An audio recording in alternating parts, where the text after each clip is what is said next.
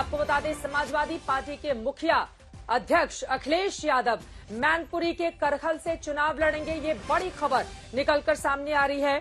वो मैनपुरी के करहल से चुनाव लड़ेंगे। आपको बता दें, सपा के जिला संगठन ने पार्टी अध्यक्ष को प्रस्ताव भेजा था और सपा का एक प्रतिनिधि मंडल लखनऊ में गुरुवार को पार्टी के राष्ट्रीय अध्यक्ष अखिलेश यादव से आज उसने मुलाकात भी की थी और उसने मांग की थी कि करहल सीट से ही कार्यकर्ताओं की भावनाओं के अनुरूप वो चुनाव लड़े। हालांकि अखिलेश यादव, जो कि आजमगढ़ से लोकसभा के सांसद हैं समाजवादी पार्टी से, और मैनपुरी से मुलायम सिंह यादव सांसद हैं। पहले वो आजमगढ़ से थे, बाद में मैनपुरी। जब उन्होंने सीट तब्दील की तो आजमगढ़ अखिलेश पहुंच गए और मैनपुरी से चुनकर नेताजी सदन में पहुंचे। आपको ये भी बताते चले कि पहली बार मैनपुरी से ही जीतकर देश के रक्षा मंत्री तक बने थे मुलायम सिंह यादव। इन सब के बीच खबर यह है कि मैनपुरी की करहल सीट से चुनाव लड़ेंगे अखिलेश यादव।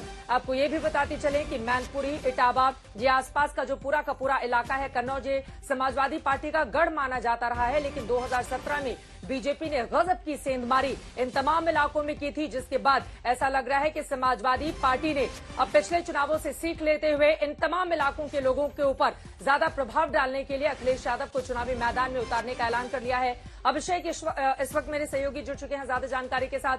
अभिषेक, आजमगढ़ छोड़कर अगर मैनपुरी के करहल से चुनाव लड़ते हैं अखिलेश यादव, तो इसका संदेश और संकेत क्या होगा समाजवादी पार्टी के लिए? देखिए, इसका संदेश और संकेत दोनों साफ है। साफ साफ संकेत है कि अखिलेश यादव चुनाव मैदान में हैं और सीधा लोहा लेने की तैयारी में है।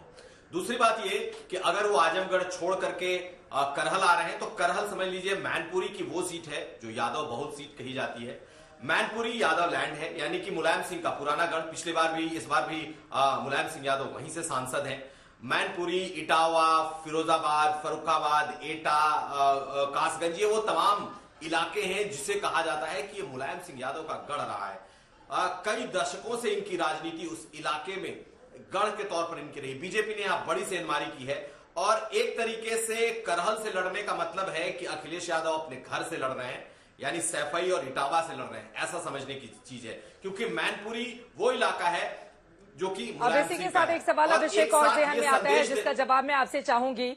चाहे मुख्यमंत्री योगी आदित्यनाथ हो, उन्होंने गोरखपुर के सदर सीट, जो बिल्कुल सुरक्षित सेफ सीट है, जिसको बीजेपी कई सालों से 33 सालों से जीत रही है, उसको चुन लिया।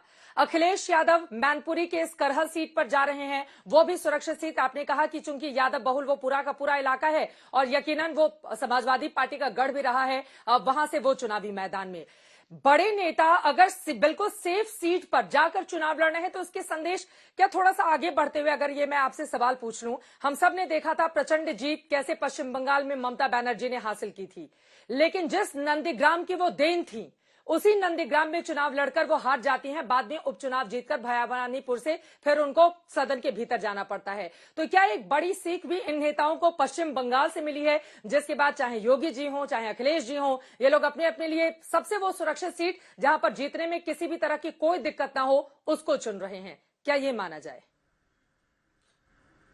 बिल्कुल। देखिए, ये एक परसेप्शन तो आप जो कह रही हैं वो है कि सब अपने लिए सुरक्षित सीट तलाश रहे थे। ये निश्चित तौर पर योगी आदित्यनाथ के लिए मंदिर के इलाके से बढ़कर जो गोरखपुर सदर से बेहतर कोई सीट नहीं हो सकती थी।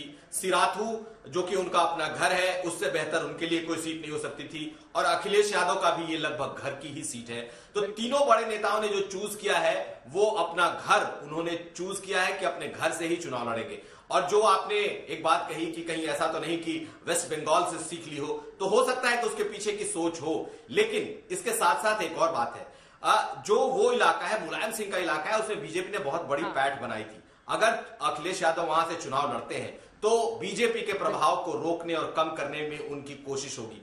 वैसी ही चीज लागू होती है योगी आदित्यनाथ पर। मुख्यमंत्री अब वहां से न सांसद है न विधायक है।